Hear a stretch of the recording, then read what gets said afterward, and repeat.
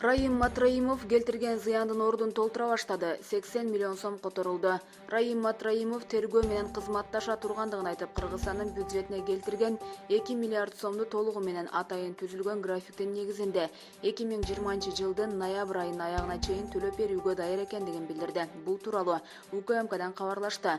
Маалыматка караганда, Матраимов көрсөтүлгөн сумманын 80 миллион сомун УКМКнын эсебине которду. Жүргүзүлгөн тергөө иш-чараларынын алдын ала жыйынтыктары боюнча Матраимов бюджетке 2 миллиард сом чыгым келтирген аныкталды. Матраимовдун күнөөсүн аныктаган далилдердин негизинде ага кылмыш жаза кодексинин коррупция боюнча кылмышка шектүү экендиги тууралуу билдирме берилген деп айтылат маалыматта. Булак Спутник KG. Министрлик коронавирустан сакайган 7 кишиден кайра оорунун белгиси байкалды. Бишкекте оорудан айыгып чыккандардын арасынан коронавирустун белгилери экинчи жолу байкалган 7 учур катталды.